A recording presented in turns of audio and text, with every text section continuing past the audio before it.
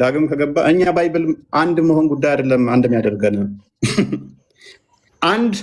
አንዷን ወንጌል ብቻ የዮሐንስን ወንጌል ብቻ ይዞ እምነቱ ትክክል ከሆነ ይድናል። አይደለም 81 አይደለም 4 ወንጌል አይደለም ብሉይ ኪዳንን ጨምሮ አንዷን መጽሐፍ ብቻ ይዞ በደንብ አሰቡት። ዶግማው አምላክ ላይ ያለውን እምነት የመሰረተበት ተመሳሳይ ትክክለኛውን ከሆነ ይድናል። መቶ ስለያዘ እንደዚህ ስለደረሰው ስላልደረሰ አይደለም። ነገር ግን እነኛ ሁሉ ይዞ ደግሞ እኔ ያስኩትን መጽሐፍ ሙሉ ይዞ በአምላክ ሕሳቤ ላይ ከተሳሳተ ይወጣል ከድነት። ስለዚህ እናንተ የሚያሳስብ መጽሐፉ ተመሳሳይ መሆንና ለመሆን አይደለም። መጽሐፉ ላይ ያለህ እምነት ድነትህን ሊያሳጣህም ሊያሰጥህም ይችላል እንጂ ብዛቱን መጽሐፍ መያዝና ለመያዝ አይደለም። መጽሐፉ ሳይደርስ አንዷን ጥቅስ ብቻ ሰምተህ ልድን ትችላለህ። መጽሐፉ ደርሶ ከመጀመሪያ እስከ መጨረሻ ሸምድደህም ተድነህ ልወጣ ትችላለህ። ያ አይደለም እኛ የሚመሰረት።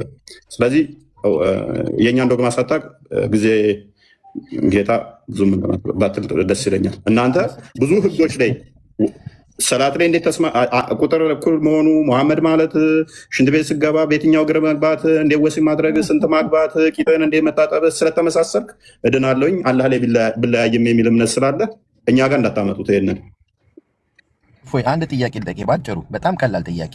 አሁን እኔ መጽሐፍ ቅዱስ አንብቤያለሁ።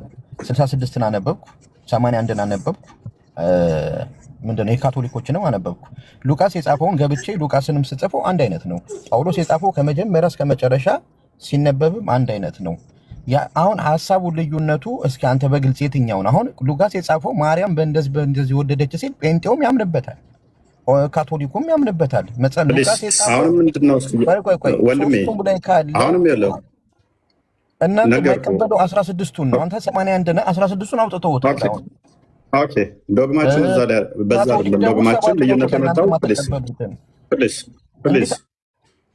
ፕሊስ ሺዓዎች ከአንተ ጋር ተመሳሰሉና መጽሐፍን አይቀበሉ እምነትን አንድ ናቸው አይደሉ? አንድ አይደሉም ከአንተ ጋር። እኛ ክርስቶስ አምላክ ነው አይደለም የሚለውን በእነኚህ መጽሐፍቶች ምክንያት አይደለም የተለያየ ነው ወዳጄ። በእነኚህ መጽሐፍት ጉዳይ አይደለም የተለያየ ነው። እነኚህ መጽሐፍቶች በክርስቶሎጂ ላይ በስላሴ ላይ እንደዛ ልዩነት አላመጡብንም። ቢቀበሉትም አልኩ ስቲል ዛሬ ተቀብለውት በክርስቶሎጂ ላይ ያላቸው አቋም ታልተስተካከለ አይድኑም ብለን እናምናለን። አንተ የሚያሳስብህ ከላይ ያማልዳል ያማልድ የሚለው ነው። ይሄን አልመጽሐፍ ይሄን አልመጽሐፍ የሚለው ነው ገና የሚያሳስብህ። በቀላሉ ሲምፕል ኤግዛምፕል ልስጥ። ከኦሪየንታል ቸርቾች ጋር አንዳንድ መጽሐፍቶች ላይ ማንመሳሰልበት አለ፣ ግን ይድናሉ ብለን ነው የምናምነው። አሁንስ ይድናሉ እነሱ ብለን እናምናለን።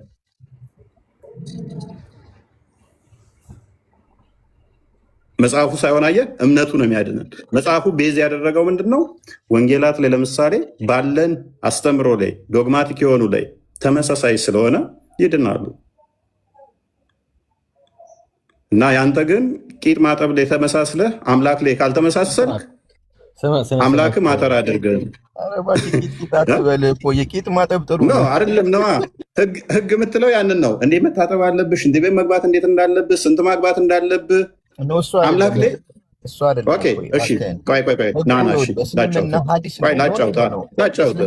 ላጫውተህ። አባሾች ይድናሉ፣ አባሾች ይድናሉ። አባሾች ይድናሉ። ጎበዝ አባሾች። ቆይ አሁን አዳምጥ። አንተ አላህ ያለው ብለህ ነው የምታምነው? አላህ ከአርሽ በላይ ናለ ብዬ አምናለሁ እኔ። ተደላደለ። እነሱ ደግሞ አላህ ተደላደለ ከአርሽ በላይ በዛት ብለህ ታምናለህ፣ እነሱ አያምኑ። እሱ ምንድን ነው አሁን ያጋጨናል? ችግር የለውም። አላህ እጅ እግር ባት አሉት ብለህ ታምናለህ? አላህ ሱብሓነሁ ወተዓላ እግዚአብሔር እጅ አለው እንደ ሰው እጅ አለው አይባልም። ስለዚህ ኮባራስ ከእውቀት ነጭ ሆናችሁ እግዚአብሔር እንሄዳለን። አባሾችም አንተም እኮ እጅ አለው ብትል ባትል እኔ ምን አገባኝ? ሁለታችሁም አድኑም ብዬ እኮ ማምነው ነኝ። ለአንተ ምላሽ ለአባሾች ምላሽ የእኔ መጽሐፍ ቅዱስ ነው የምጠቅሰው።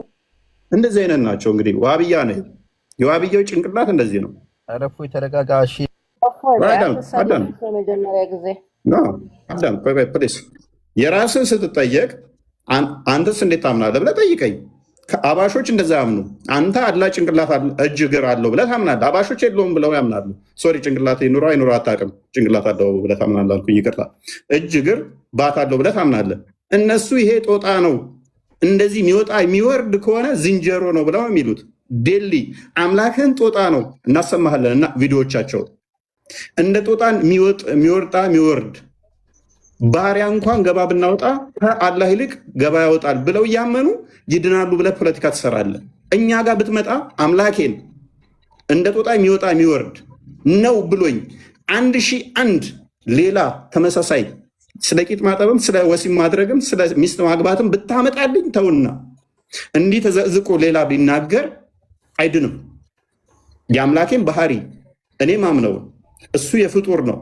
እንደዚህ አይነቱ የፍጡር ባህሪ ነው ብትለኝ እንደዚህ ተሰልፈ ከክርስትና ትወጣታለህ እንጂ አንተ እንድቆይ ብዬ ፖለቲካ ለመስራት ብዬ አይ አንተም ትድናለህ አንልህም። ስለዚህ በተቻላችሁ መጠን አዎ በህግ ላይ ትመሳሰላላችሁ። ህጋችሁ ምንድን ነው? እንዴት መታጠብ እንዳለባችሁ፣ እንዴት መብላት እንዳለባችሁ፣ እንዴት ሙሐመድ በሚል ስም ኦኬ፣ በዛ ትመሳሰላለህ። እንዴት ወሲብ ማድረግ እንዳለብህ፣ ወሲብ ስትጀምር እና ስጨርስ ምን ማለት እንዳለብህ፣ ሽንት ቤት እንዴት መግባት እንዳለብህ፣ ቂጥን እንዴት ማጠብ እንዳለብህ በብዙ ህጉ ትመሳሰላል። በዚህ በአላህ ግን አትመሳሰልም። መሰረታዊ ሀሳብ ነው የምታወራው። መሰረታዊ ሀሳብ ይባላል። አንተ ጋር ምን ጋር ለእኛ ደግሞ የተራ ነው። ቆይ እኛ የምንመሳሰልበት ይሄ ደግሞ ለእኛ ተራ ነው። መሰረታዊ አምላክ ነው ብለን ነው የምንመሳሰልበት። ይኸውልህ ሰላት በመስገድ መሰረታዊ ሀሳብ ስለ አምላክ ነው ወይስ ደግሞ ስለ ከኔ አለፍርበትም። ቂጥ መታጠብ ከኪንታሮት ይሁን ጎበዝ፣ በጣም ጥሩ ሀቢቢ፣ ምንም ችግር የለውም። አናፍርበትም። ምንም ችግር የለውም። እናመሰግናለን። ከዛ ቂጥ መታጠብ ከኪንታሮት ይከላከላል። አምላክን ጣዖት እያለው ግን ገነት ይገባል። የሙስሊሞች እድል ስጡኛ፣ በአላህ ለእኔም እድል ስጡ። ሁለት ይሰዋል። እድል ስጡኝ።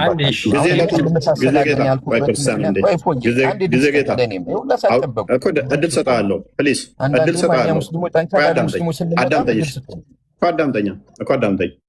እኔ ፐርሰናሊ ጠይቀኝ። እኔን ፐርሰናሊ ኦኬ አንተ አምላክን እንዲያሉ ከአንተ ጋር ይመሳሰላሉ ወይ ብለህ ከጠየቅከኝ እኔ ማምነውን ተቃራኒ ከሆነ ሊትራሊ አይድኑም ብዬ እነግርሃለሁ። የራስህን ግን ስጠይቅህ ደግሞ ከኔ ጋር መታትለጠፍ እኔ ጋር መታትለጠፍ። እኔን ስጠይቀኝ ለምሳሌ በክርስቶሎጂ ላይ ሆነ በስላሴ ላይም ሆነ እንዲህ ብሎ ቢያምን ይድናል ወይ ብለህ ስጠይቀኝ እንደ እምነቴ ከሆነ አዎ ይድናል፣ እንደ እምነቴ ካልሆነ ስህተት ከሆነ ስህተት ነው፣ እንዲህ ከሆነ ክህደት ነው አይድንም ብዬ የራሴን ችዬ እመልስልሃለሁ እንጂ አንተ ጋር እንደዚህ ብዬ አይደለህም።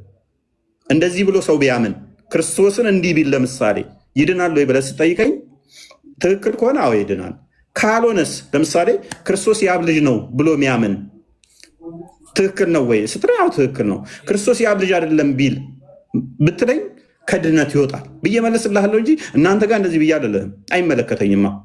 ክርስቶስ የአብ ልጅ አይደለም እያለም ይድናል፣ የአብ ልጅ ነው እያለ ይድናል ብዬ ግን አላመቻምችም። አንተ ጋር ስትጠየቅ የራስን ችለህ አንተ አላህ እጅ እግር ባት አለው ብለህ ታምናለህ።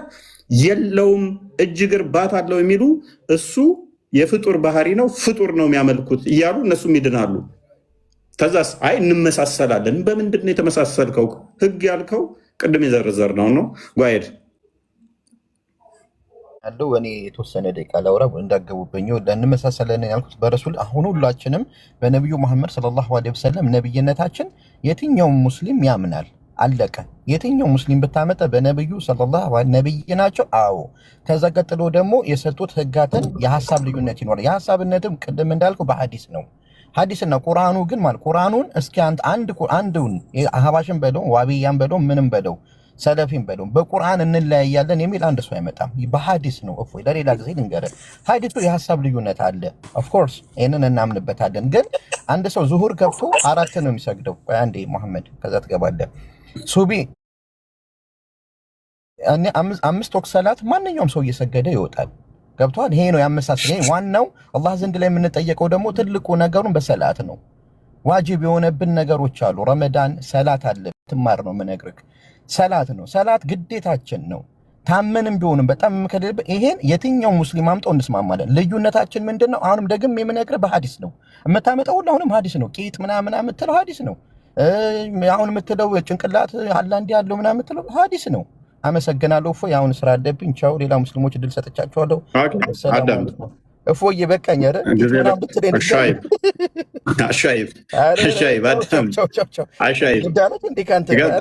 ከስር እስቲል እንመሳሰላለን ብሎ የጠቀሰው ምንድነው? እሱ ሰላት 5 እንሰግዳለን። ሉክ አይደለም 5 እኔ 5 ብሰግድ 20 ጊዜ ለምን አይሰግድም? 20 ጊዜ አይደለም 500 ጊዜ ለምን አይሰግድም? እኔ እንደምሰግደው እኔ የምሰግደውን 5 ሚሊዮን አድርጎ ለምን አይሰግድም? የሚሰግደው ግን የአምላክ ባህሪ ላይ ከተለያየን እሱ ሲሰግድ አልሻይብ ሲሰግድ አላህ እጅ እግር ላለው ባት ላለው ካርሽ በላይ ለተቀመጠ ካርሽ በላይ ላለው እሱ ያንተ አስተሳሰብ ነው። ቆይ አዳምጥ ፕሊስ። እና ስትሰግድ እጅ እግር ለሌለው ነው የምትሰግደው፣ ለዛኛው ለሚያመልከው።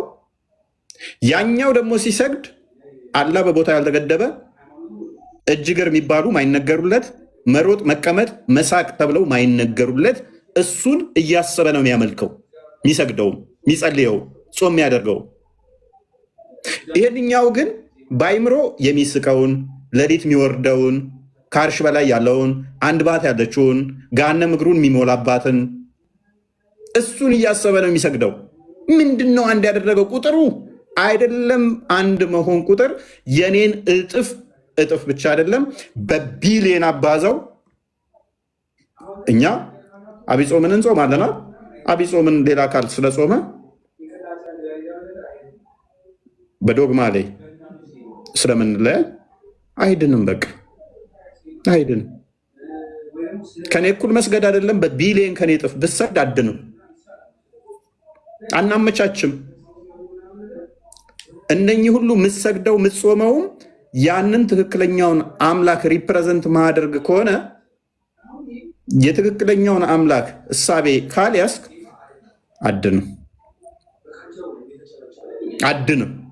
ክርስቲያኖች ስለ ጾምክ፣ ስለጸለይክ፣ ስለሰገድክ አምላክህ ላይ ስህተት ካለ የተሳሳተ እምነት ይዘህ አድንም። ክርስቲያንም አይደለም። ክርስቲያን የሚለው ካራክተሪያውንም አላሟላህም። ኢቭን ኃጢአት ብትሰራ ይሻላል። የአምላክ እሳቤ ላይ ትክክል መሆኑን አውቀህ ትክክለኛ ተረድተህ ጾሙን ባጾም ጾሙ ላይ ብገድፍ ይሻላል። በጸሎት ብደክም ይሻላል። እንደው ድከም እያልከው አይደለም፣ እንደዛ ቢሆንብህ ይሻላል። አምላክን በትክክል አውቀኸው ሳታውቀው ዝም ብለህ በቀን 5 ጸሎት ላደርግ ስል እንደዚህ ያደርጋለሁ እንደዚህ አይነት ስርዓት ፈጽማለሁ። ኔቨር አድንም። በዚህ የሚያድንህ በትክክል አምላክህን ስታቅ ብቻ ነው። ኤኒዌይስ ወደ ቶፒኩ እንደ ሰው አይደል ነው። ይመቻችሁ። ብቻ አይደል ነው። በጣም ይገርማል። በነገራችን ላይ በቃ የክርስትና እኮ የአምላካዊ አስተምሮ ደስ የሚለው ለዚህ ነው። ማለት ሰው በአምላኩ አይደራደርም ጭራሽ። እንጃ እንደ እስልምና በተለይ ዋሃብያዎች የምታመልኩት ሙሐመድን ነው። አላህ የእንጀራ አባታችሁ ነው። በሙሐመድ ከተስማማን ችግር የለውም። በአላህ ብንለያይ ግን በአላህ ብንለያይ ችግር የለም፣ ዋናው በሙሐመድ መመሳሰላችን ነው የሚል እንደዚህ አይነት የሞተ ለምን እንዴ? በቃ ፋውንዴሽኑ መሰረቱ ፈጣሪ ነው። የሁሉ ነገር አስገኝ፣ የሁሉ ነገር መሰረቱ ፈጣሪ ነው። በቃ በፈጣሪ ከተለያየህ ለምን ሚሊዮን አንድ የሚያደርግህ ነገር አይኖርም? ተለያይታል በቃ በአንዲት ነጥብ። ይሄ እኮ በጣም ቀላል ነገር ነው። አምላክ አለን ብላችሁ የምታመልኩ አካላት እኮ የምትረዱት ነገር ነው። ዋሃቢያዎች ሙስሊሞች እስካሁን አልተረዱትም ይሄን በሚገርም ሁኔታ። ኤኒሃው ማሚላ እስኪ ቀጥል አንተ። እሺ ፈጣሪ ይተኛ ላይ ያልከው ነገር አለ። አላህ በምኑ ነው የምትቀው ብለህ ነው ያመንከው አንተ? አሁን አብደላ አላህ ይስቃል ብለህ አምነህ አንተ አላህ ይስቃል ብለህ ታምናለህ። በምኑ ነው የሚስቀው?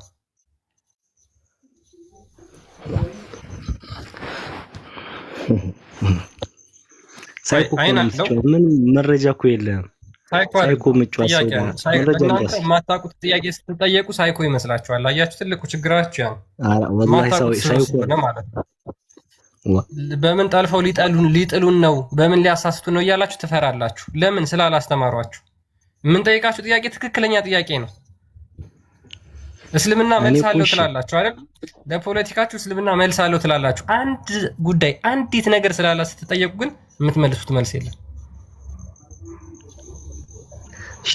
ስለዚህ አንተ ወይ ቀጥል። አንዴ የኔን ጥያቄ መጀመሪያ አስተናግረኝ። አላህ የሚያይበት አይን አለው አይደል? አዎ።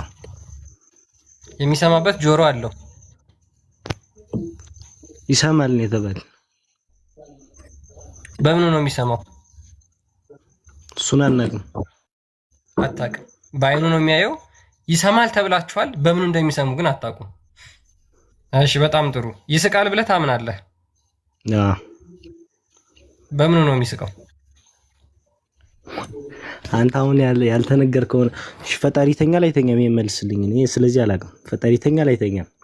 ቀጥል፣ መልስልኝ። አንተ አላህ እጅ እግር ካለው እንደማይተኛ ማስረጃ ትሰጠኛለህ። ችግር የለውም። እጅ አለው እግር አለው ብለህ ታምናለህ?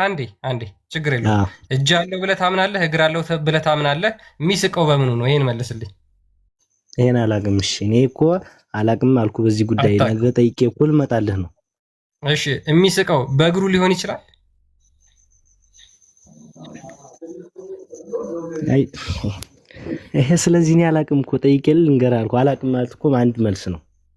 በቃ እሺ፣ በጣም ጥሩ። ስለዚህ አየህ ምንድነው ጠይቃለህ፣ ችግር የለም። ጠይቃለህ፣ ጥያቄ ጠይቃለህ። አንዴ የተወሰኑ ሰዎችን እናስተናግድና ጠይቃለህ። እናንተን ግን ጭነው የሚልኳችሁ ክርስትና ላይ እንድትጠይቁ ነው እንጂ እስልምናን አስተምረዋችሁ አይደለም። ይህን በደንብ እንድትረዱት ያስፈልጋል። ክርስትና ላይ የጥያቄ ማት ጭነው እስልምናን ልክ ያደረጉ ይመስሏቸዋል። ስላላህ ግን ይሄው አላቅም። አንድ ጥያቄ ተጠየቀ አላቅም፣ ሁለተኛ ተጠየቀ አላቅም፣ ሶስተኛ ተጠየቀ አላቅም። ምንም የምታውቀው ነገር የለም ስላላህ። አሁን ግን ክርስትና ላይ በአንድ ደቂቃ ውስጥ ጠይቀኝ ብልህ 1000 ጥያቄ ተጭነ የመጣኸውን ጥያቄ ታራግፈዋለህ። እዚህ ሶሪ በጣም መሐመድ አለ አለው ያ ለማጠቃለል ያህል እያጠቃለልኩት ነው። ቆይ አንዴ እኔ ልጨርስና አንዴ እና መልሳ አላቅም ሰይነሉት አንዴ ካወቀ ይመልስ። አላቅም አለ እኮ 5 ነው 6 ጥያቄ አላቅም አለ። እስኪ አንተ የምታውቃለህ ማሚላ መሐመድ?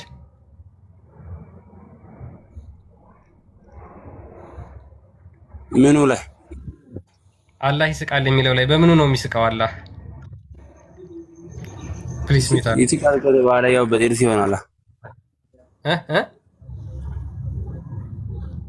ይስቃል ከተባለ በጥርስ ይሆናል። በምን ይስቃል? ሌላ ነገር ኦኬ፣ በጥርሱ ነው የሚስቀው አላህ? እኔ ሐዲስ አልቀበልም።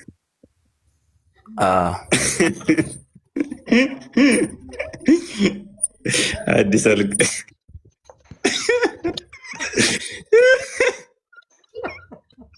አስካር ናቸው።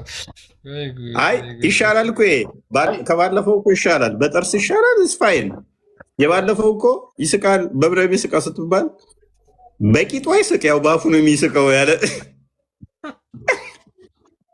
እሱ ቪዲዮ ብልኩልን ደስ ይለኛል። እፎይ ግን አሁን በጣም አሪፍ መሻሻል እያየን ነው። እውነት ለመናገር አብዛኛው ሰው ሐዲስ አልቀበልም እያለ ነው። በጣም ብዙዎች እየገባ ነው። ብዙ ሰዎች ሐዲስ አንቀበልም እያለ ነው። የሚገርም ነው። ጥሩ ነው።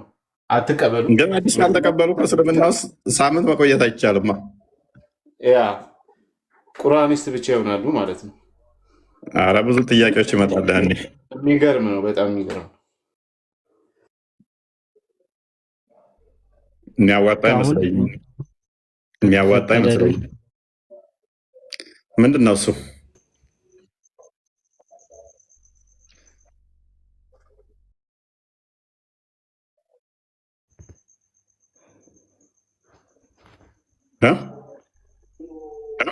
ፈጣሪ ይተኛል አይተኛም? እኔ ጋር የሚደርበው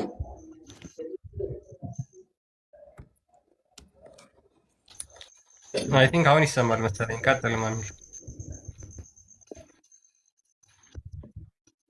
እሺ ፈጣሪ ይተኛል አይተኛም? ኦኬ ፈጣሪ ይተኛል ወይ? ፈጣሪ በባህሪ የሚተኛ የሚያንቀላፋ አይደለም።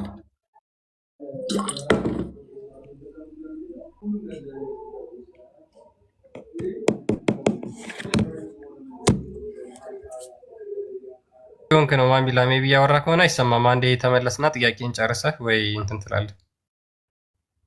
አሁን እያነበበኩ ነው የተሰጠውን ጥያቄ አተመለስ።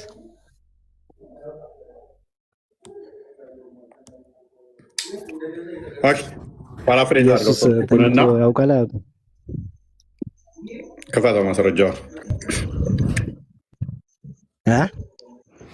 ክፈተው ማስረጃውን።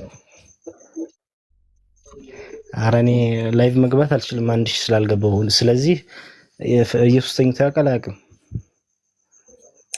ኦኬ እዛው ላይ እኮ ላሳየህ ነው የምጠቅሰው ጥቅስ ላይ ላሳየህ ነው። እሺ ተፈሻል። እሺ ክፈተው ምን ይላል?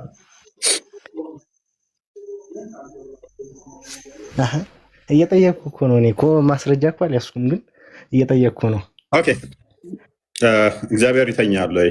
እግዚአብሔር ይተኛል ወይ? እግዚአብሔር የሚተኛ አምላክ አይደለም።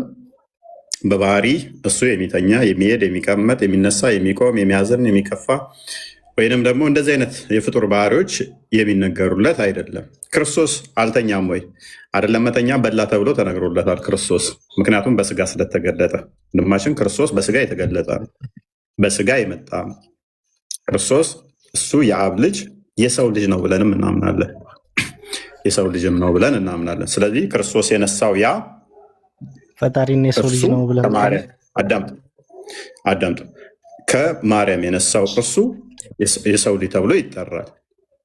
ያ ሁሉን የሞላ ሁሉን የሚገዛ ሁሉን ያስገኘ መብላት፣ መጠጣት፣ መራብ፣ መጠማት አይነገርለትም ለፈጣሪ።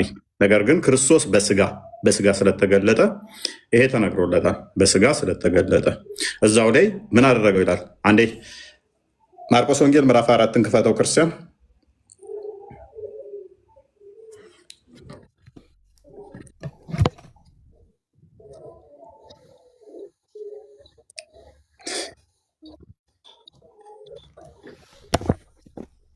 ምዕራፍ 4 30 አካባቢ ጀምረህ 35 34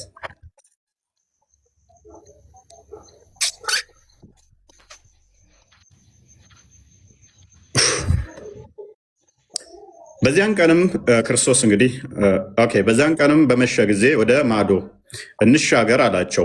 ሕዝቡንም ትተው በታንኳ እንዲያው ወሰዱት። ሌሎች ታንኳዎችም ከእርሱ ጋር ነበሩ። ከፋሪው በሁለቱ ብርቱ አውሎ ንፋስም ተነሳና ውሃ በታንኳይቱ እስኪሞላ ድረስ ማዕበሉ በታንኳይቱ ይገባ ነበረ። እርሱም በስተኋላዋ ትራስ ተንተርሶ ተኝቶ ነበረ። አንቅተው መምህር ወይ ስንጠፋ አይገድህምን አሉት። ነቅቶም ንፋሱን ገስጸው ባህሩንም ዝም በል ጸጥ በል አለው። ንፋሱም ተወ፣ ታላቅ ጸጥታም ሆነ። ምን ሆነ? ንፋሱ ዝም።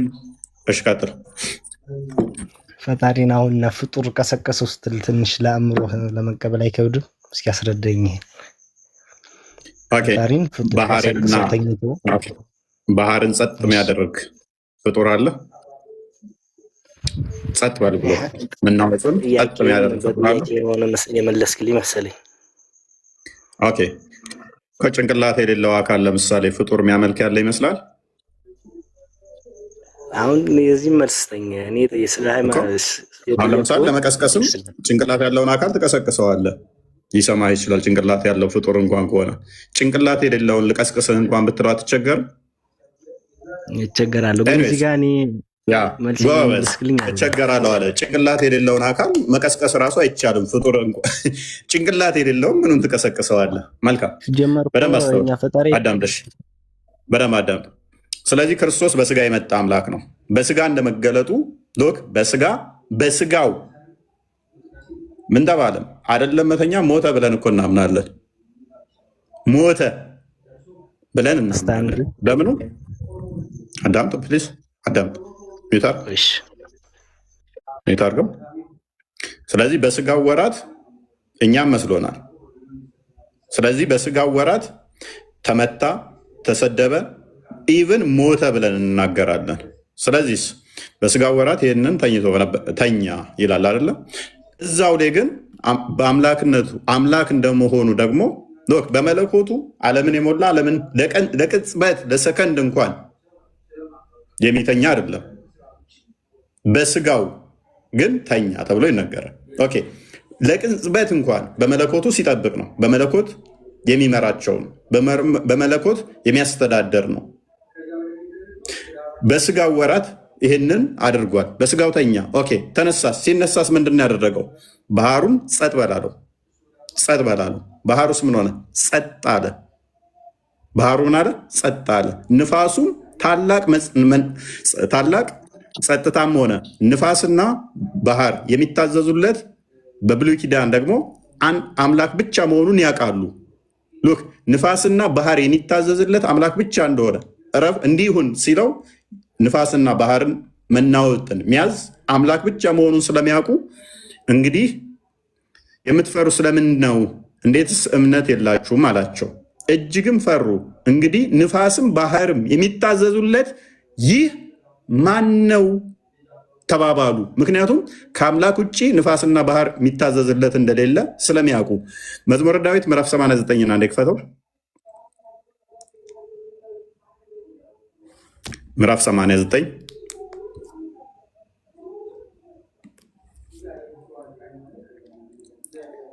ኦኬ። እሺ እንግዲህ ሀያላን አይዶን ነው ቁጥሩን ረስቸዋለሁ። ቁጥር 4 አካባቢ ቼክ አድርገው። እሺ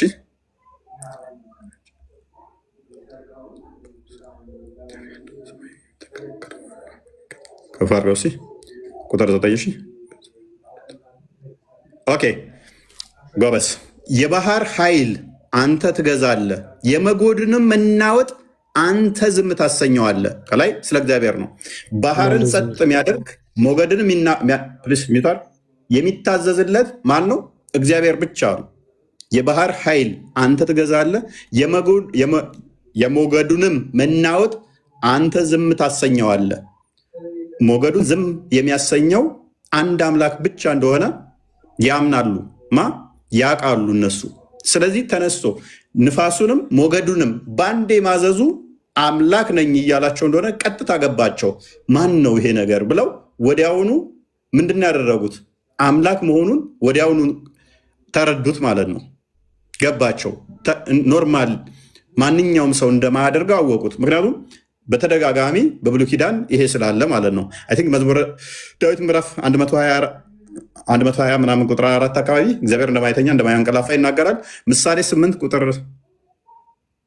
30 ቁጥር 3 ነው። ባህርን በእጁ የጨበጠ ቋጠረ ምናምን የሚለው ምሳሌ 30 ቁጥር 3 ና ደግፈተው ምሳሌ 30 ላይ መዝሙር 121 4 ላይ ሲክፈትለት እዛ ላይ እስራኤልን የሚጠብቅ አይተኛም አያንቀላፋም ይላል። እሱ እንትኑና በቃ እሱን ችግር የለው። እሱን አይደለም የፈለከው አይደለም። እሱን ጠቀስኩት እኮ መዝሙር 120 ቁጥር 4 ወይም ነዛ አዳምጥ። ኦኬ ወደ ሰማይ የወጣ የወረደስ ማን ነው? ንፋስን በእጁ የጨበጠ ማን ነው? ውሃውንስ በልብሱ የቋጠረ ማን ነው? የምድርን ዳርቻ ሁሉ ያጸና ማን ነው? ይህን ታውቅ እንደሆነ ስሙ ማን? የልጁ ስም ማን ነው? ልጁ መጥቶ ባህሩን ጸጥ የሚያደርግ የሚያዝ አምላክ ብቻ እንደሆነ እዛ ጋር ታይናቸዋለህ። እዚህ ጋር ምን ያደረገ? ንፋስን በእጁ የሚጨብጣት ማን ነው? ውሃንስ በልብሱ የሚቋጠር ማን ነው? ልጁ ነው። ይህን ያደርጋል። የልጁ ስም ማን ነው? የልጁ ስም ማን ይባላል? ማሚላ የልጁ ስም ማን ነው? የልጁ ስም ማን ነው? ባህር የሚያዛት አንድ አንቀጽ የልጁ ስም ማን ይባላል? ልሰጥ ነው የሚገባ አንድ ያዳምዘኝ ነው። ባህሩን ያዘዘውና ቆይ ባህሩን የሚያዝ የሚቋጠር የሚፈታ የብሱንም እንደዛ የሚያደርግ የልጁ ስም ማን ይባላል?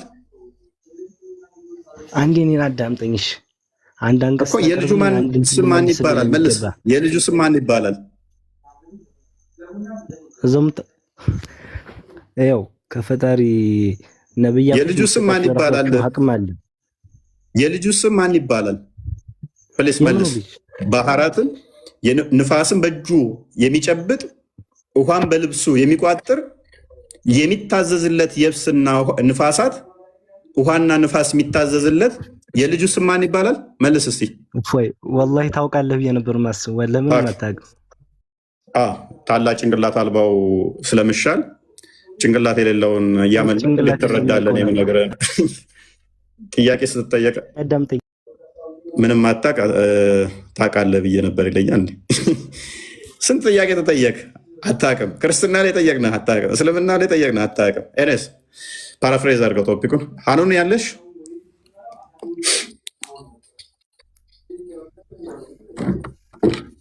ቢኒ ቀጥል።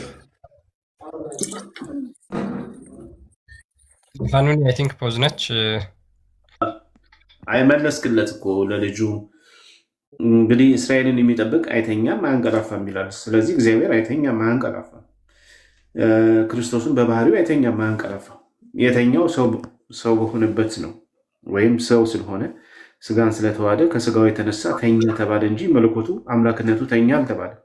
እዛው ክፍል ላይ ማነው ክርስቲያን የከፈተው ላይ እዛው ክፍል ላይ ሰዎች እኮ ይመሰክራሉ። ምን ብለው ይመሰክራሉ? እንዲያስ ምንድን ነው ማዕበልን ጸጥ የሚያደርግን ማዕበል የሚታዘዝለት ይሄስ ማን ነው ብለው ይመሰክራሉ ለክርስቶስ። እዛው ክፍል ላይ አንብብላቸው ክርስቲያን፣ ምናልባት ተገርመው ማለት አስቀድሞ ሰለሞን ያለው ማለት ነው።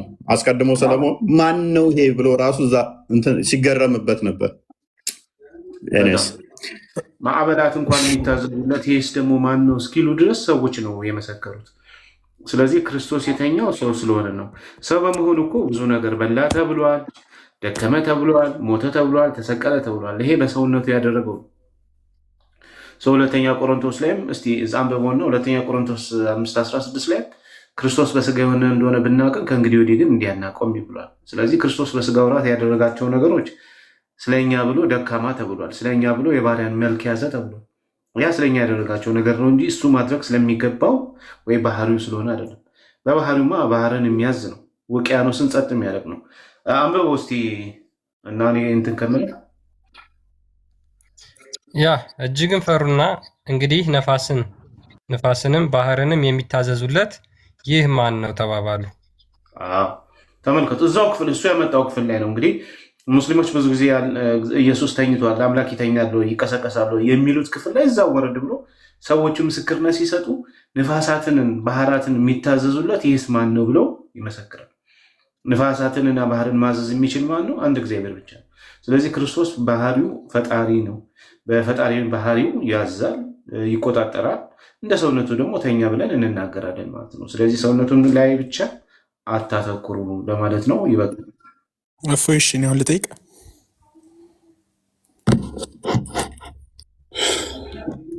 ምንድነው? እሺ ቀጥል። አንዴ አላችኋል። አንዴ መጣሁ።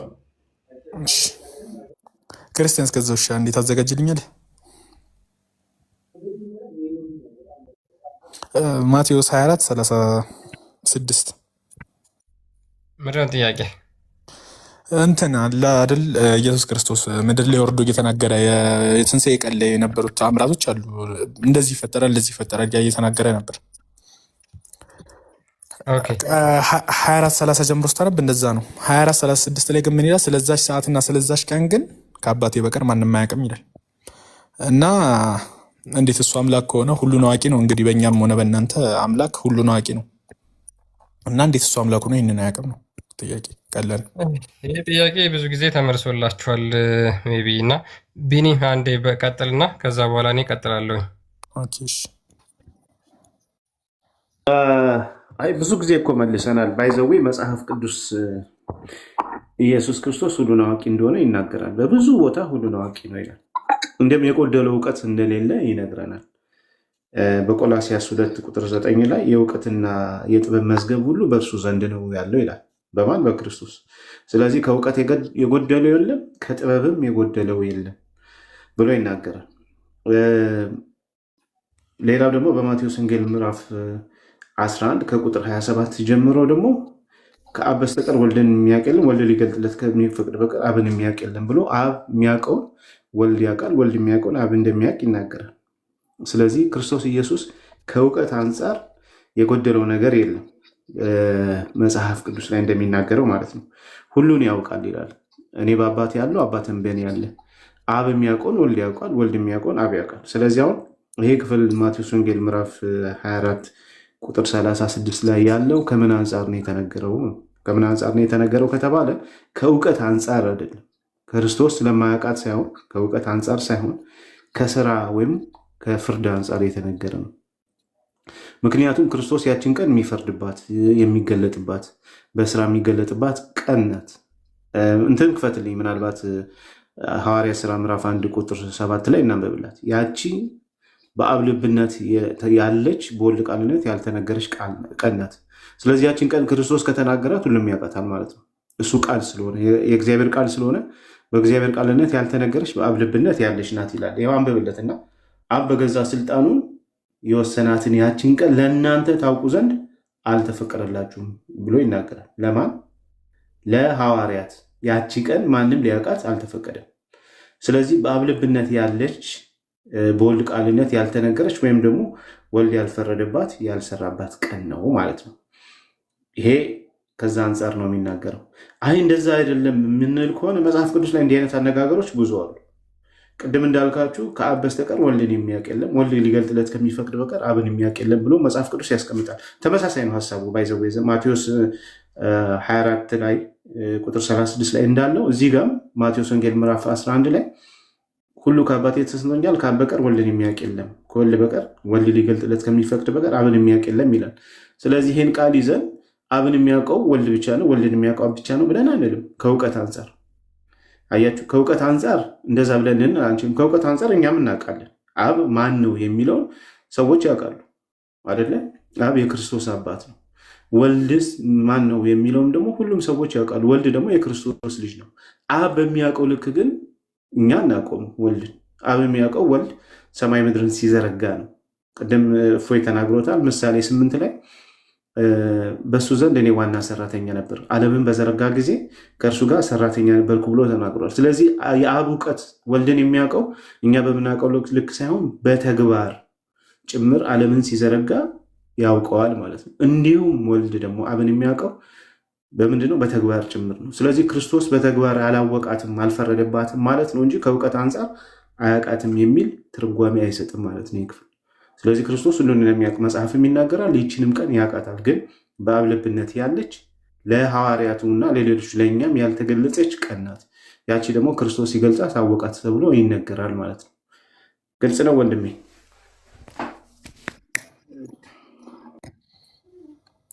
እሺ፣ ከዛ ሌላ ጥያቄ ደግሞ ልቀጥል እስኪ።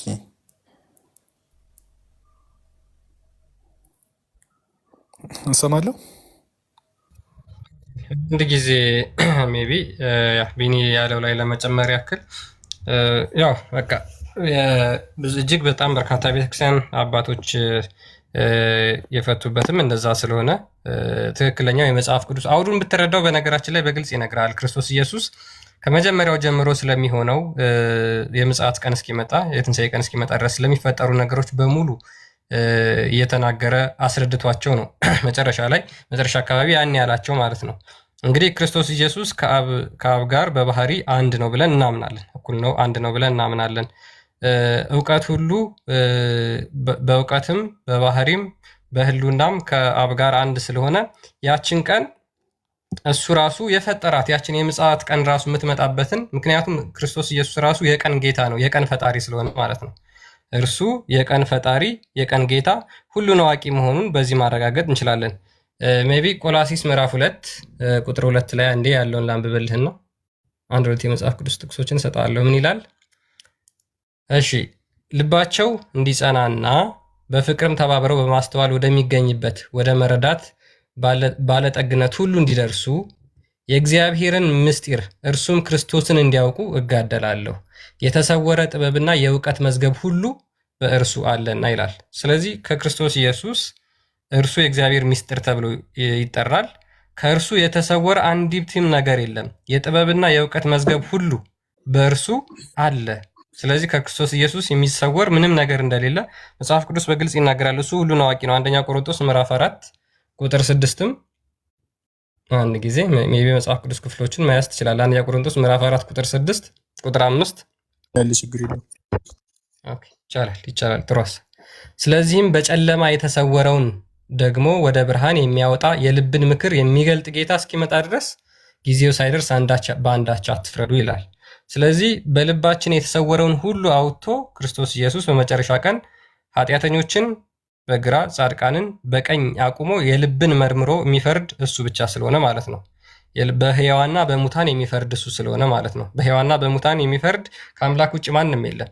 ያንን ደግሞ የሚፈርደው ሰዎች የሰሩትን በልባቸው ያሰቡትን መርምሮ እንደሆነ ይሄ ክፍል ይናገራል። ስለዚህ ክርስቶስ ኢየሱስ ሁሉን አዋቂ ነው፣ ሁሉን ያውቃል። የምጽአት ቀንም እሱ ከአባቱ እኩል እንደሚያውቅ በዚህ ማወቅ እንችላለን። ያ ከምን አንጻር ተነገረ ከተባለ ከስራ አንጻር ተነግሯል። ያችን ቀን ገና በስራ አላወቃትም፣ መላእክቶች እንኳን አላወቁትም አለ እኮ አይደል? ስለዚህ መላእክቶች እንኳን የማያውቁትን ለነሱ እንዲነግራቸው ኤክስፔክት ማድረግ አንደኛ አይቻልም።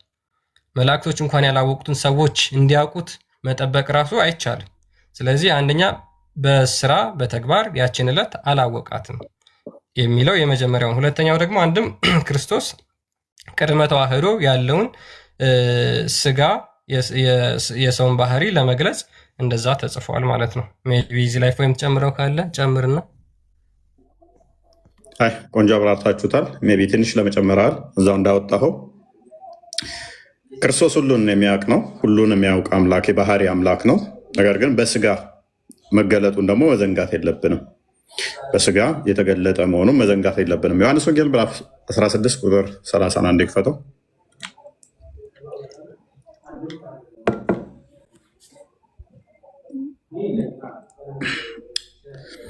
ኦኬ። ሁሉን እንደምታውቅ ማንም ሊጠይቅህ እንዳትፈልግ አሁን እናውቃለን። ስለዚህ ከእግዚአብሔር እንደወጣህ እናምናለን አሉት። ሁሉን እንደምታውቅ ግን ማንም ሊጠይቅህ እንደማትፈልግ ሎክ ሁሉን ያውቃል። አንዳንዴ ማይነግራቸው ነገሮች አሉ። ሲጠይቁ ለነሱ ማይጠቅም ከሆነ ሳይነግራቸው ያልፋል።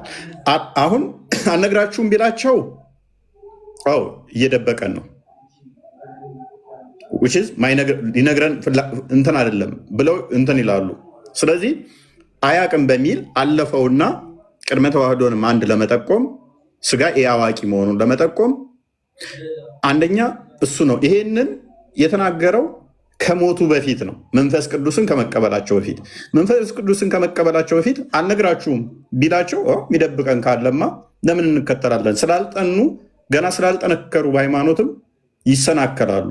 ልክ ሲጠነክሩ ግን በሃይማኖት ሲጠኑ ሐዋርያት ሥራ ምዕራፍ 1 ላይ አይ ቲንክ ቢኒ ሲጠቅሰው የሰማው መሰለኝ። ሐዋርያት ሥራ ምዕራፍ 1 ላይ ለእናንተ አልተፈቀደላችሁም ይላችኋል። ያንን ቀኗን የማወቅ አልተሰጣችሁም ይል ያንን በደንብ ያውቁታል። ከዛ በኋላ ማወቅ አንድ ምንድነው? በስራ አልተገለጠም ነው። ምክንያቱም ለምሳሌ በቀላሉ አስረዳችሁ ከ4000 ዓመት በኋላ ነው የምመጣው ቢላቸው ምንን እኔና እናንተ ራሳችን አንሰንፍም? ከ4000 ዓመት በኋላ ነው የምመጣው ቢላቸው እንብላ እንጠጣ፣ ክፍሉን ሙሉን አንብቡት። እንደ ኖህ ዘመን ነበረ። ሲበሉ ሲጠጡም በኖህ ዘመን የነበሩት እንደዛ እንትኑን ያስቀምጠዋል። ለምን እንደሆነ ማለት ነው ያልተነገረበት። ምልክቱን ነገራቸውና ኤግዛክት ቀኗን ግን አልነገራቸው፣ ሀይድ አደረገባቸው። ምክንያቱም አንደኛ ተሰሎንቄ ምዕራፍ 5ን ቼክ አድርገው ክርስቲያን ድንገት እንደሚመጣ ስለነገራቸው፣ ድንገት ነው የሚመጣው ክርስቶስ። ድንገት የሚመጣ ከሆነ ደግሞ መንገር የለበትም። ከነገረ ሰንፈህ ተዘጋጅተህ መጠበቅ ትተውና ሰንፈህ ትሰንፋለህ ማለት ነው። ተዘጋጅታችሁ ጠብቁ ያለ አምላክ የዛሬ 4000 ዓመት ነው የምመጣው ቢልህ ገና አሁን ስንት ነው? 2000 ዓመት ነው። ገና 2000 ዓመት ይቀራል። ስለዚህ 80 ዓመት የምኖር በሆን እስከ 70 ዓመት ድረስ ፈታ ማለት አለብኝ።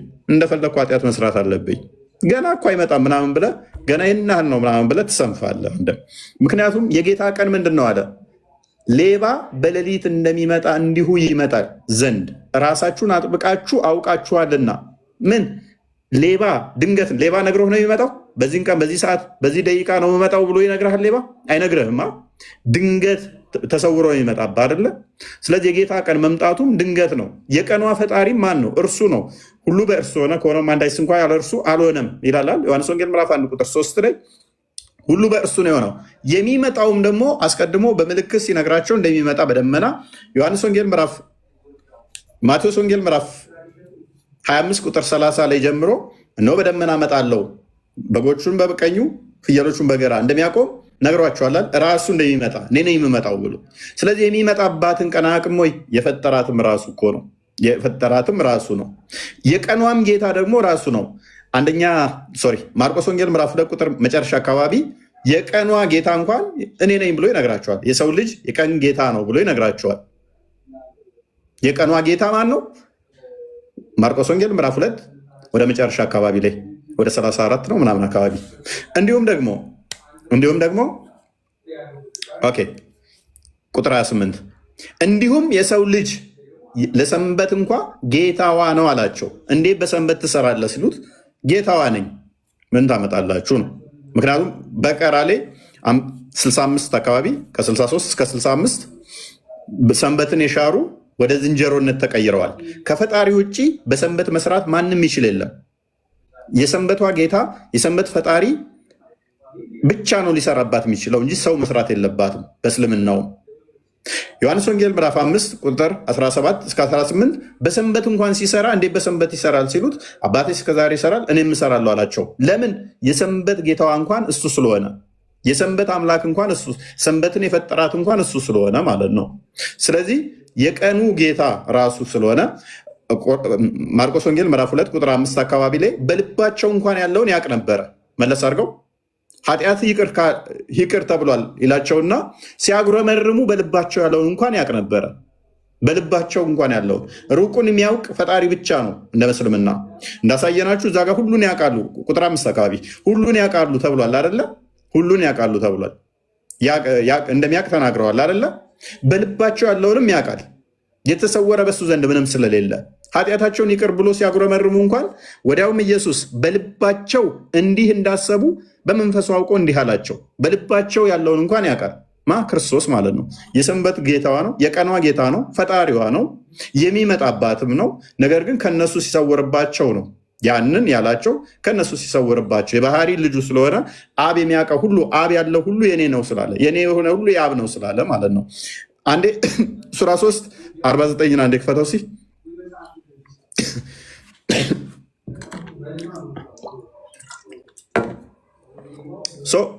የአብ ልጅ ስለሆነ ሁሉን ያውቀዋል።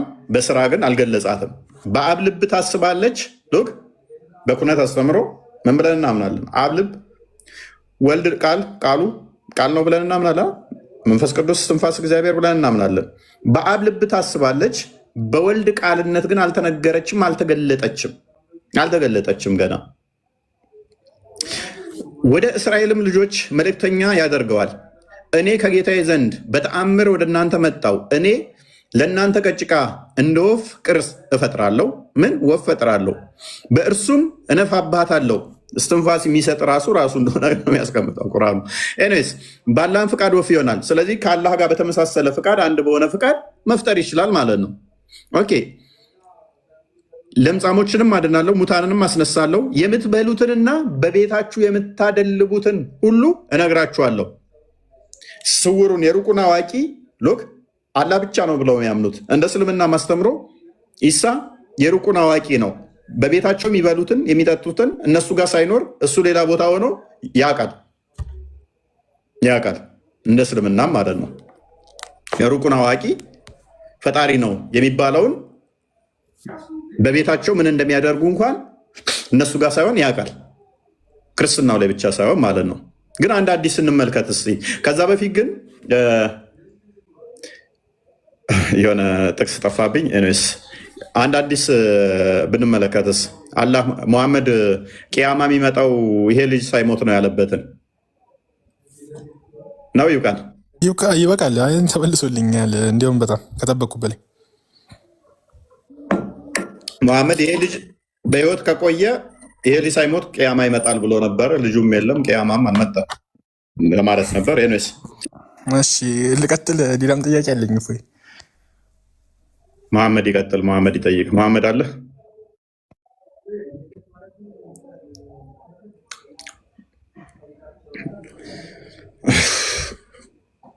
ኦኬ ቀጥል። በቃ አንድ ጥያቄ ጠይቅና እንጨርስ። ደከመኝ እናንተ። እሺ እና እንትን ደግሞ ሌላ 1244 ላይ ያለውን በመልሱልኝ። ዮሐንስ 1244 ልክ ነኝ? ምንድን ነው ዮሐንስ 1214? ኦኬ በእኔ የሚያምን በላከኝ ማመኑ ነው እንጂ ምናምን እንደዛ ካልተሳሳትኩ እሱ አሁን ምንድነው እሱ በእኔ ማመኑ በላከኝ ማመኑ እንጂ በእኔ ማመኑ አይደለም የሚለው ነው። ያ በላከው በሎክ ምን ብለው እነኛ በእሱ ማመን በአብ ማመን አይመስላቸውም ነበረ። በወልድ ማመን በአብ ማመን አይመስላቸውም። ስለዚህ በእኔ ስታምን በአብም እያመንክ ነው የሚለውን እየነገራቸው ነው። በእኔ ማመኑ አላቸው እኮ ማመን አላቸው እመኑ አላቸው። ከዛ ካላቸው በኋላ በእኔ ማመን ሳይሆን በላከኝ ማመን ነው አላቸው አይደለ? በአብም ማመን ነው which is በእኔ ብቻ ሳይሆን የምታምኑት በአብም ታምናላችሁ ነው። አብንም ታምናላችሁ።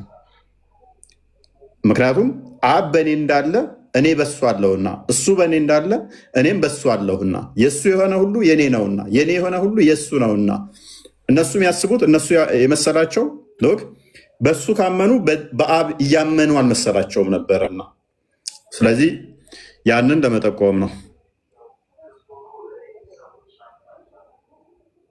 አልተረዳሁም መልሱን። እስኪ ኦኬ ክፈተውና እሺ ክፍሉን ክፈተው።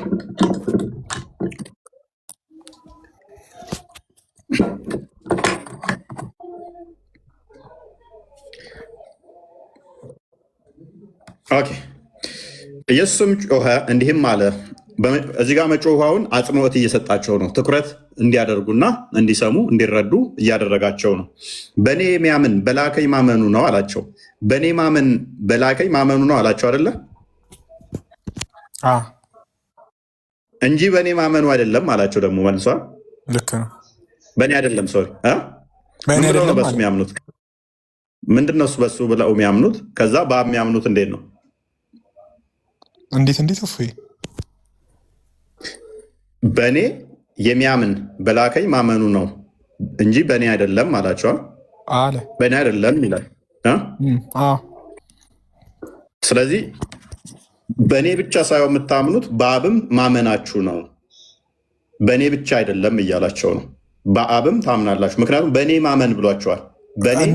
ሌላም ደግሞ ጥያቄ ለምን ላከኝ ይላል። የላከኝ ለምን ተባለ ነው? በስጋ ስለተገለጠ ላከኝ ይላል። በራሴ ፍቃድ መጣው እኮ ይላል መልሶ።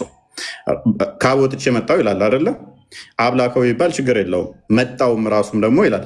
ላከኝ ሲባል እንደ ሰውኛ አንዱ ወደ አንዱ ልጅና እንደዚህ ሱቅ ድረስና ና እንደምትለው እንደዛ አይደለም። ምክንያቱም መለኮት በሁሉ የሞላ በሁሉ ያለ ነው። ታዲያ እንዴት ነው መላክ መሄድ መምጣትን ያመላክታሉ? አያመላክትም።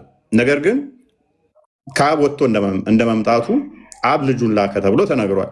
እሱ ራሱ ደግሞ ከአብ ወጥቼ መጣው ብሏል። ወልድ ያለ አብ ፍቃድ አብ ልኮት ወልድ ሳይሆን አንዲት ፍቃድ አንዲት አገዛ አንዲት ስልጣን ያለው በአብ ፍቃድ መጥቷል። በራሱ ፍቃድ መጥቷል። አብ ላከኝ ይላል፣ ከአብ ወጥቼ መጣው ይላል። ስለዚህ ምንም የሚጋጭ ነገር ችግርም የለውም። መላክ የሚለው ሎክ መላክ የሚለውን ከአንዱ ሱቅ ወደ አንዱ ሱቅ ከአንዱ ቦታ ሲመጣ ወደ አንዱ ቦታ መጉደል እንደዛ አይደለም። እንደዛ እንዳታስብ። መላክ እኛ የምናውቀው ሰንበዲን ላክ ነው በሚባል ከዚህ ጎልና እዛ ይሄዳል፣ ከዛ ሲጎል ደግሞ እዚህ ይገኛል አይደለም። እንደዛ አይደለም። ምክንያቱም ይሄንኛው ምንድነው እሱ መለኮት በሁሉ የሞላ ነው። በአባቱ እቅፍ ነው ያለው። ዮሐንስ ወንጌል ምዕራፍ 1 ቁጥር 18 ላይ እግዚአብሔርን አንድ ሰው እንኳን ያየው የለም ይላል። በደንብ አስበው። እግዚአብሔርን አንድስ እንኳን ያየው የለም፣ በአባቱ እቅፍ ያለው ተረከው ይላል። ዮሐንስ ወንጌል ምዕራፍ 1 ቁጥር 18 ክርስቲያን አፍተር በአብ እቅፍ ያለው ያ አንድ ልጁ ለእኛ መጥቶ ተረከ። ያ በስጋ ሲገለጥ መጣ ሄደ የሚባሉት ይነገሩለታል። በመለኮት ግን በሁሉ የሞላ ነው። መላክ መሄድ መምጣት መቆም አይጠበቅበትም በመለኮት። በስጋ የተገለጠው ግን ለእኛ የተገለጠው ግን ለእኛ ቤዛ የሆነን ግን እስከ መስቀል ድረስ የወደደን ግን እርሱ በስጋ መጥቷል፣ በስጋ ተገልጧል ማለት ነው። ያ መገለጡን መታየቱን እሱን ነው እንጂ መለኮት የሚሄድ የሚመጣ አይደለም። እስቲል መለኮት በአብ እቅፍ ነው ያለው፣ በአብ ነው ያለው። አብ ቤት በሁሉ የሞላ ከስፔስ እና ፕሌስ ውጭም ነው ያለው። መቼም ቢሆን እግዚአብሔርን ያየው የለም አንድስ እንኳን የለም ይላል አይደለም። በአባቱ እቅፍ ያለ አንድ ልጁ እርሱ ተረከው ይላል። ዮሐንስ ወንጌል ምዕራፍ 1 ቁጥር 10 ላይ በዓለም ነበር ይለዋል። በዓለም ነበር፣ ዓለሙም በሱ ነበር ይላል። እርሱ ቃል ማለት ነው።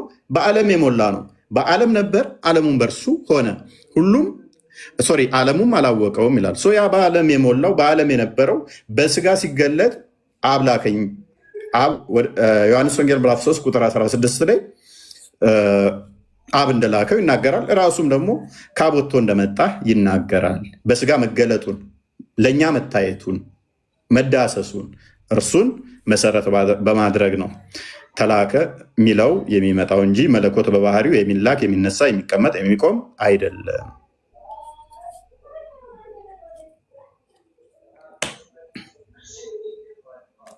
አይምሮ ላይ ብዙ ጥቅሶች ነበሩ። ኦልሞስት ሰዓቱም እየሄደ ስለሆነ ነው ይብቃል።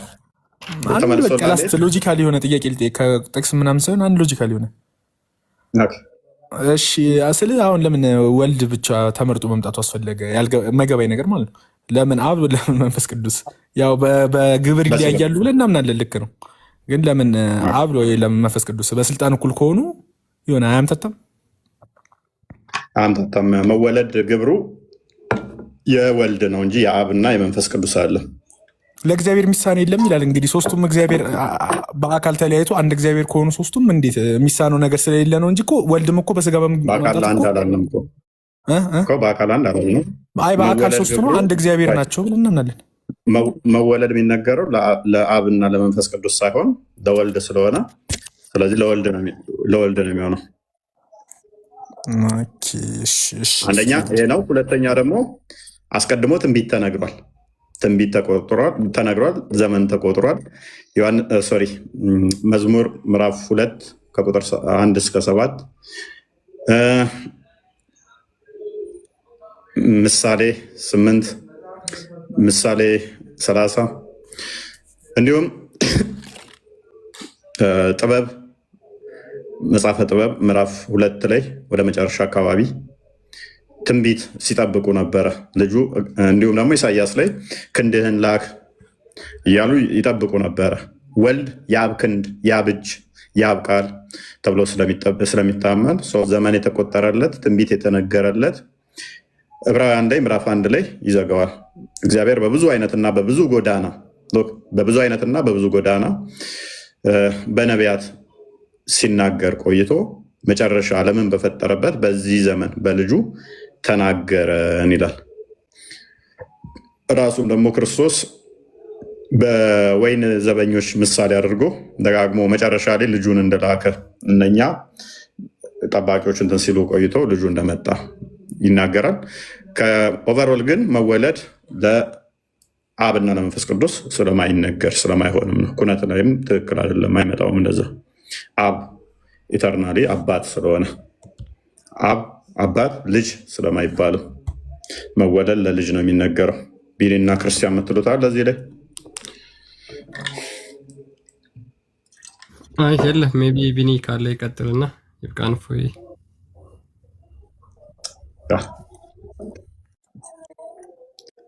ተናደሩ። ሰላም ደሩ።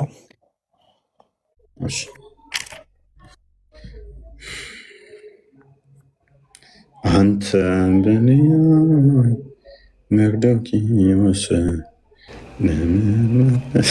እንደዚህ ብቻ ስሆነ ቅላይ ወ ያስባል።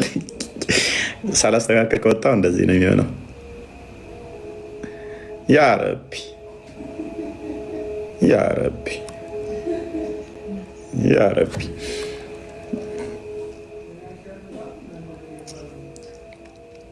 እያንዳንድሽ ደፈጭጥሻለሁ። እኔ እኮ በጣም ግብዳ ነኝ፣ ግብድዬ እኮ ነኝ። አልሰማሽም፣ እያንዳንድሽ አልሰማሽም። እያንዳንድ እችን ነገ ቆርጠው ያውላችሁ። ተደባዳቢ ነው አላልናችሁም? እፎይ የሃይማኖተኛ አይደለም ተደባዳቢ ነው አላልናችሁም? ይኸው ያልነው ደረሰ። ከዛ አንድ ፖድካስት እና የሆነ ቴሌቪዥን ፕሮግራም ላይ ሄዱና እኔ እኮ በቃ ታውቃላችሁ እፎይ ይደባደባለሁ ሲል ነው ከዛ እኔን ተሱ እንትን ያልኩት የወጣሁት ምናምን ውስታዞችና ሼክ ይገርማል። ያ ማህይም ያ እፎይ ተሳዳቢ እኮ ነው፣ ዱርዬ እኮ ነው፣ ተሳዳቢ ነው። እንደዚህ ብለን እንደምንም ተሟሙተን እስቲ ስሙን እናጥፋ እንደምንም ብለን ይኸው ቪዲዮ እስቲ ያምጡ። እያንዳንድሽ ደፈጭጭሻለሁ ሚል ተዛ በክላሲካል በቀንታ ይኸው አሁን ከአንድ የሃይማኖት መምህር እንደዚህ ማለት ይጠበቅበታል። ይኸው እጁን ራሱ እንደዚህ አድርጎ እንደዚህ ማለት ነበረበት። ይጠበቃል እንደዚህ ማለት ነበረበት አልነበረበትም? ይኸው እኔ የነገርናችሁ ደረሰ። በሚጥሚጣ ስሜን እንዲህ እያጠቀስ በሚጥሚጣ ይበሉ ደስ ናቸው። እፎይ የሚለውን ባሎች እኮ ተሳስተው ሚስቶቻቸው እፎይ ካሉ አንቺ በእኔ ላይ ምንድን ነው ምን አጠፋው? ያንን ካፊር ያን ነጃሳ እንዴት ስሙን ትጠሪያለሽ?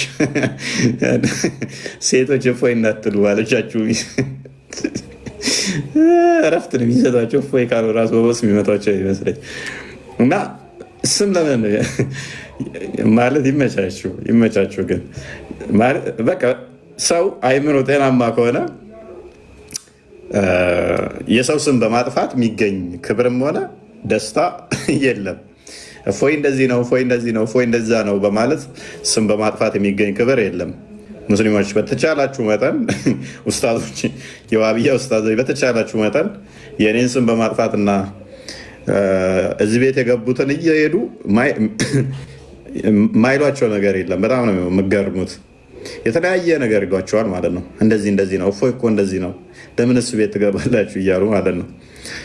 እና ይመቻችሁ። ለማንኛውም